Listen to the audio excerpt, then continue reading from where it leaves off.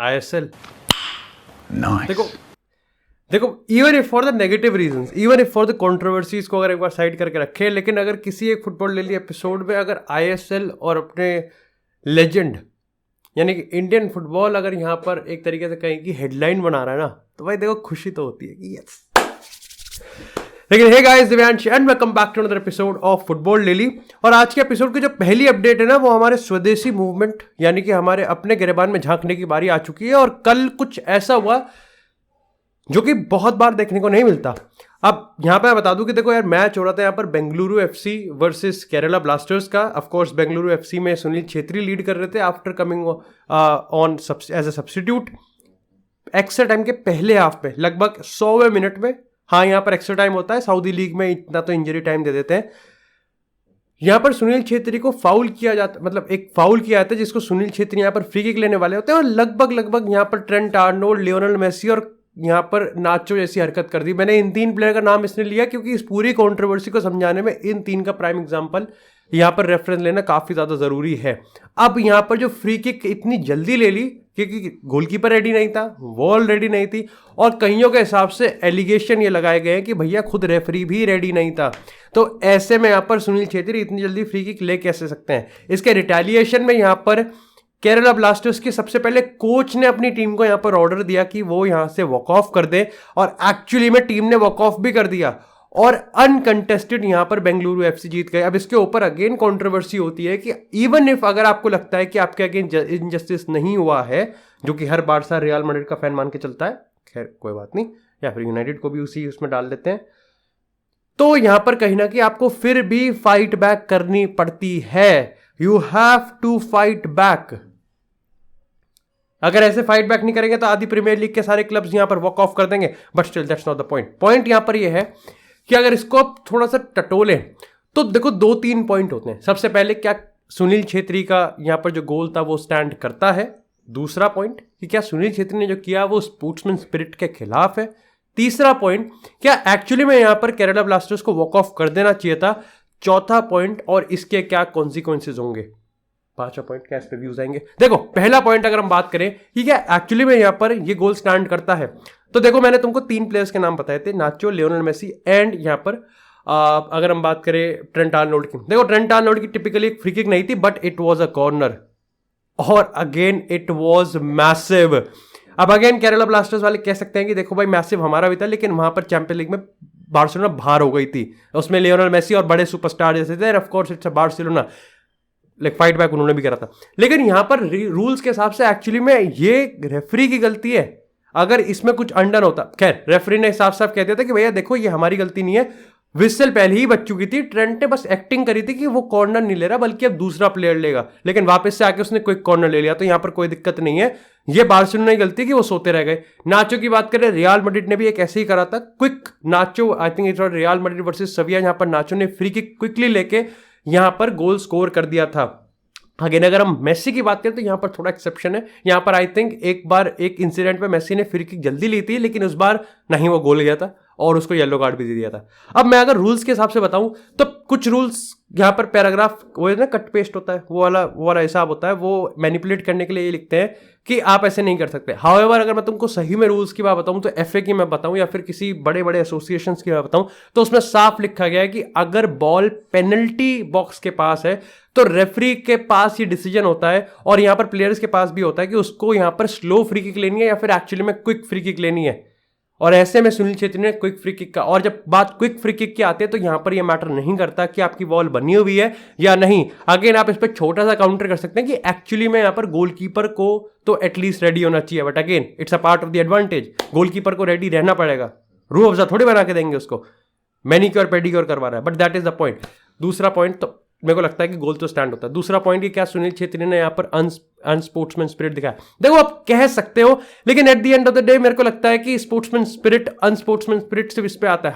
हम तमाम हर दिन देखते हैं लोग गिरते रहते हैं, स्कूबा डाइविंग करते हैं, विनीसियस का नाम मैंने ले लिया और स्टर्लिंग का नाम मैंने लिया, लेकिन स्कूबा डाइविंग करते हैं, पेनल्टी मांगने के लिए गिरते रहते हैं, इट्स एवरीथिंग, हंसते रहते हैं भाई। डेविड लुइस की हम बात करें, इट्स लाइक ऐसे टच होता है, ऐसे टच होता है तो वो मर जाते हैं कि हमें वो बोलता नहीं भैया अरी मोरी मैया क्या देख लिया। तो ये स्पोर्ट्समैन स्पिरिट नहीं है।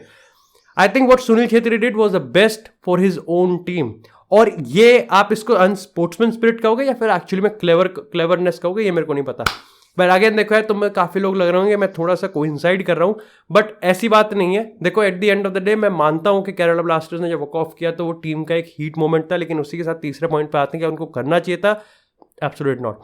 इसका पॉइंट ये था कि आपने कर तो दिया, आपने अनकंटेस्टेड कर दिया, शायद से आपको इनजस्टिस था, आपको उसको जस्टिफाई भी कर सकते हो। और मेरे बहुत लोग इस बात से डिसएग्री कर जाएंगे मेरे से, जो टोटली रिस्पेक्टेड, लेकिन मेरे को लगता है कि आपको बचे हुए टाइम में अपना बेस्ट देना चाहिए था। शायद से आप वो गेम निकालते, और अगर जब आप वो गेम निकालते तो मुंह देखने वाला लायक होता बेंगलुरु एफसी का, मुंह देखने लायक होता उनका जो केरला ब्लास्टर्स को यहाँ पर ट्रोल करते हैं, और मुंह देखने लायक होता मेरा जो है व्यूज लेता। मतलब कुल मिला के I think it could have been historic यार। मतलब जस्ट इमेजिन, मतलब रेसलमेनिया स्टोरी लाइन से तगड़ी चीज होती है कि एक मैच में ये हो गया और उसके अगले ही 10 मिनट में यहां पर केरला ब्लास्टर्स के अंदर रियल मैड्रिड का चड्डा वड्डा सब आ गया। बट चौथा पॉइंट क्या था कि मेरे को व्यूज चाहिए, नहीं, चौथा पॉइंट था कि कॉन्सिक्वेंसेस इसके क्या हो सकते हैं। देखो सीधी सीधी बात है, जो कॉन्सिक्वेंसेस इसके हो सकते हैं वो ये है कि बैन भी लग सकता है, फाइन भी लग सकता है। However I think Kerala blasters की जो रिच हिस्ट्री है, केरल ब्लास्टर्स का जो एक बहुत बड़ा ऑरा है, इंडियन फुटबॉल अफोर्ड नहीं कर सकता उनको बैन करना, फाइन लग जाएगा, दैट्स इट। ये इंपॉर्टेंट है कि कोच बने रहेंगे या नहीं बने रहेंगे, क्योंकि ऑफ कोर्स इनजस्टिस जब किसी को फील होती है तो हर कोई इंतकाम नहीं करता, राजकुमार राव नहीं बनता। लेकिन इसी के साथ यार बात करते हैं अब थोड़ी सी यहाँ पर रॉबर्टो फर्मिनो की। तो भाई 8 साल बाद रॉबर्टो फर्मिनो ने डिसाइड किया कि वो लिवरपूल को एज अ फ्री एजेंट छोड़ने वाले हैं। कल जंगन क्लॉप को और लिवरपूल के सारे टीममेट्स को ये डिसीजन संदेश दे दिया क्या? ऑफ कोर्स भाई एज अ लिवरपूल फैन आप में से जितने भी लोग हैं उनको भाई ये काफ़ी ज़्यादा सेंटी लगेगा। ये मैं कुछ अंदर की बात बता दूं तो लिवरपूल के अलावा किसी भी और प्रीमियर लीग क्लब को वो ज्वाइन नहीं करने वाले, मतलब लिवरपूल को भी नहीं करेंगे, क्योंकि उन that's his love for Liverpool. ऐसे में यहाँ पर बार्सिलोना भी थोड़ी सी एक्टिव होती हुई दिख रही है, मे भी यहाँ पर 1-2 क्लब और आ जाएंगे, लेकिन जो सबसे ऊपर इस समय क्लब है वो कोई और नहीं बल्कि इंटरनेशनल है। क्या हम ये मान सकते हैं कि वो लुकाकू को वापस से भेजने वाले हैं, वो यहाँ पर लुकाकू को परमानेंट साइन नहीं करने वाले? That's still a big deal. लेकिन ये कंफर्म है कि एक बहुत बड़ा यहाँ पर क्लियर आउट हमको देखने को मिल रहा है, जिसमें जेम्स मिलनर है, शायद से हेंडरसन भी हो सकते हैं, और यहाँ पर अगर हम बात करें रॉबर्टो फर्मिनो की तो बहुत बड़े बड़े प्लेयर्स यहाँ पर जाते हुए हमको दिख सकते हैं। लेकिन इसी के साथ यार बात करते हैं थोड़ी सी सीरियस एलिगेशन की। तो तुमको पता है कि भाई अशरफ हकीमी पे यहाँ पर लाइक रेप के एलिगेशंस लगे हुए हैं। ऐसे में यहाँ पर 2-3 चीजें जो अपडेट हमको सामने मिल रही है वो ये है कि देखो यार, सबसे पहले तो उसको जुरिस्डिक्शन में मतलब कोई ऐसे अरेस्ट वगैरह नहीं है, बट हाँ निगरानी में रखा हुआ है। ऐसे में वो नज़रों के सामने से नहीं जा सकते एक लॉ के हिसाब से। साथ ही यहाँ पर ऐसा नहीं है कि वो गेम नहीं खेल सकते, बायर्न के against he is definitely available और वो खेलेंगे।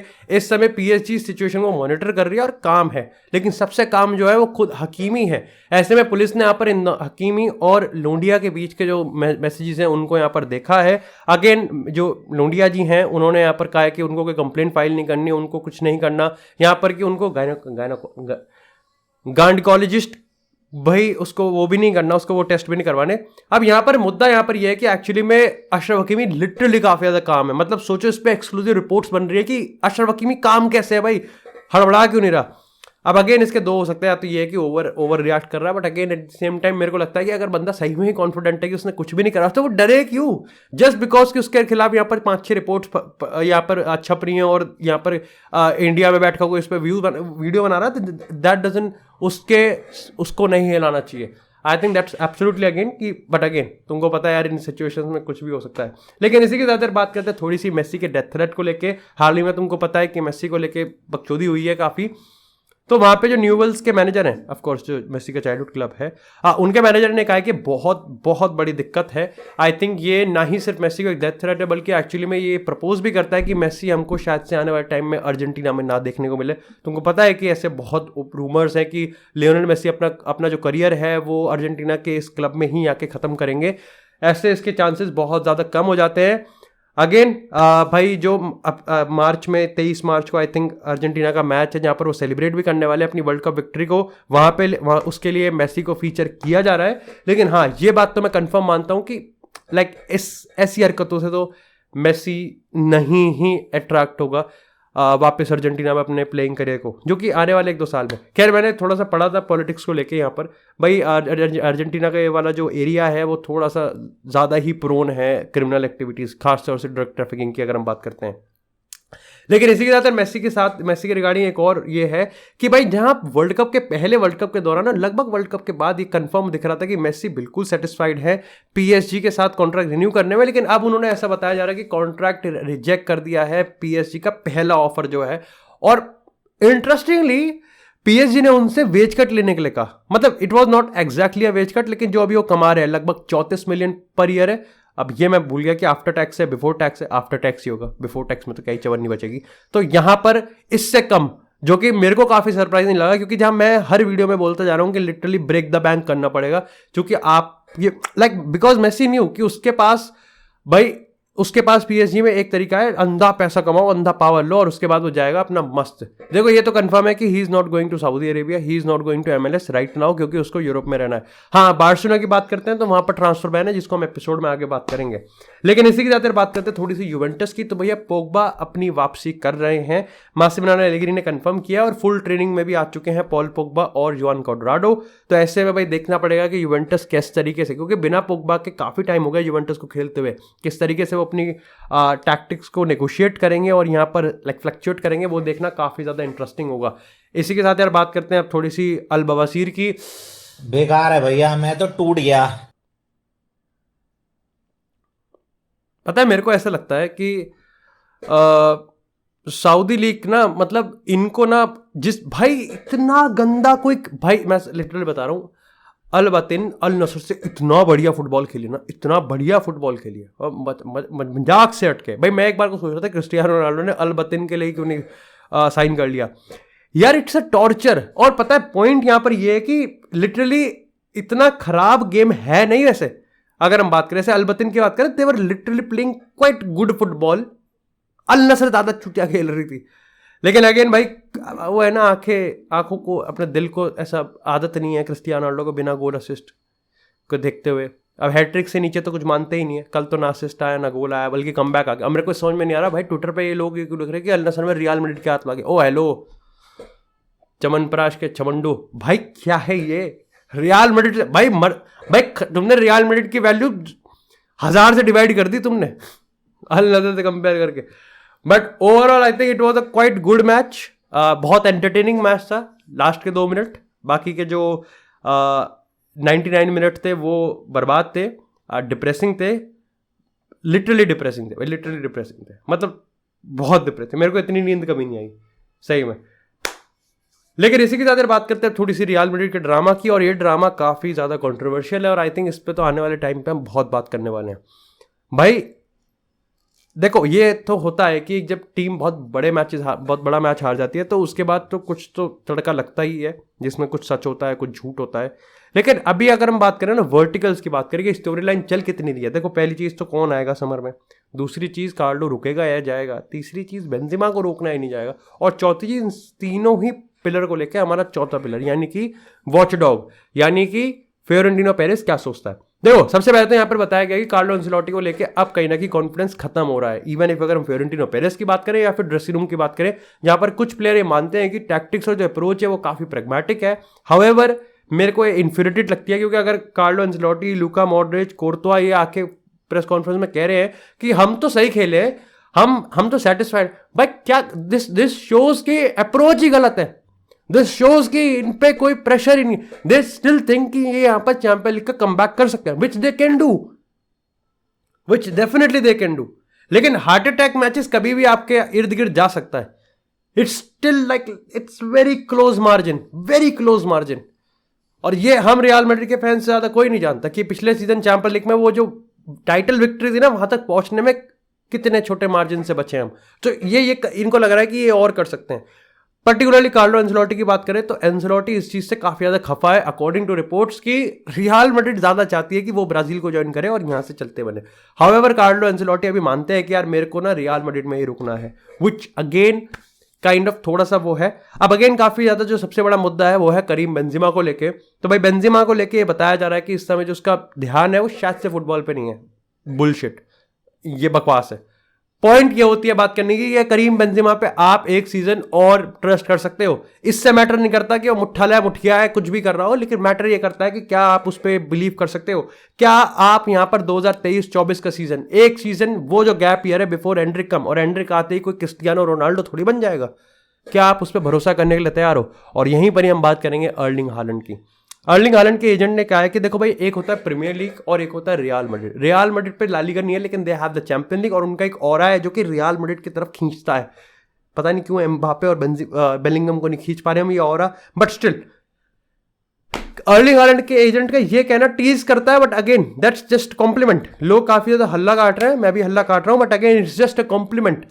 मेरे को अभी भी लग रहा है कि हालैंड का कोई सीन नहीं है दूर दूर तक, इवन इफ अगर एम्बापे नहीं आएगा। और अगेन काफी लोग छाप रहे हैं कि एम्बापे हालैंड पे 2024 में फिर रियल मैड्रिड जाएगी। I don't think so. मेरे को लगता है कि रियल मैड्रिड एम्बापे के लिए 2023 में जाएगी, जाना चाहिए भी, क्योंकि अगेन आई थिंक मजबूर है कुछ हद तक, पीएसजी के हाथ बंधे हुए हैं। And again I think we are prone कि एम्बापे फिर से हमारा चूतिया काट सकता है, लेकिन it's a worth the risk. हम बेशरम है, बेशरम रंग। लेकिन इसी के साथ यार बात करते हैं अब थोड़ी सी चेल्सी, पॉटर और बार्सिलोना बैन को लेके। तो भाई चेल्सी वर्सेस लीड्स का जो मैच है वो फुल एंड फाइनल हो सकता है।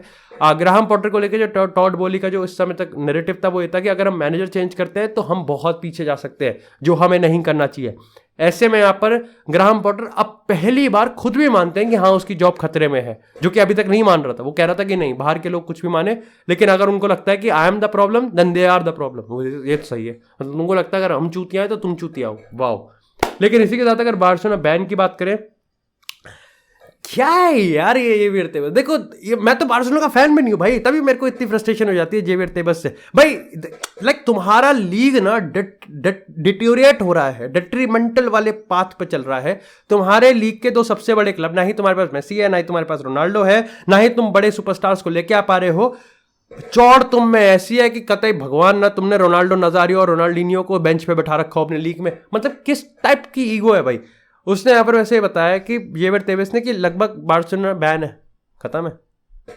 उन्होंने कहा कि समर ट्रांसफर विंडो में कुछ नहीं कर पाएंगे, 170-80 मिलियन है, और उसमें भी अगर ये फ्रेंकी डियोंग वगैरह को सेल कर दे, बात फ्रेंकी डियोंग पे आ जाती है, जो कि नहीं सेल होगा, चिंता की बात नहीं है, तो तब कुछ हम मान सकते हैं। हाउएवर आई थिंक मेरे को ये लगता है कि भाई ये बुलशिट है। मतलब कभी कभी मेरे को अच्छा लगता है जेवियर तेबस ऐसे कि हाँ भाई बहुत ही ज़्यादा रूल को फॉलो कर रहा है, बट तब मेरे को लगता है कि यार ये टिपिकली एक के पीछे काय पड़ा है यार। I think he needs to provide them solution. अब अगेन आई थिंक यहाँ पर वो सीधा सीधा कह रहा है कि आप भाई सीधा सीधा सेल कर दो अपने ये जो बड़े बड़े प्लेयर्स हैं, चाहे हम फ्रेंकी डियोंग की बात करें। अब फ्रेंकी डियोंग ये जो कि मेरे को लगता है अब तो पक्का सेल नहीं होगा, लेकिन भाई ज़ावी को पर्टिकुलरली समर ट्रांसफर विंडो में रिक्रूटमेंट चाहिए। ऐसे में एक रिपोर्ट थी नंबर्स के हिसाब से, अगर ये बड़े बड़े प्लेयर्स को सेल भी कर दे तब भी इन पे 70 मिलियन का ही बजट आएगा। 80 मिलियन का तो प्राइस टैग बर्नार्डो सिल्वा पे, ये तो बहुत मुश्किल है। और ऐसे में मेसी का जो ऑपरेशन है वो और डेड हो जाता है, वो और डेड हो जाता है। अब देखते हैं यार कि बार्सिलोना लिटरली अपने काफ़ी एसेट्स तो सेल भी कर चुकी है, और कितने एसेट सेल करेगी। एंड लिटरली भाई जेवियर तेबस आई थिंक बार्सिलोना के लिए जो चीज़ें हैं वो बिल्कुल भी ईजी नहीं होने वाली हैं।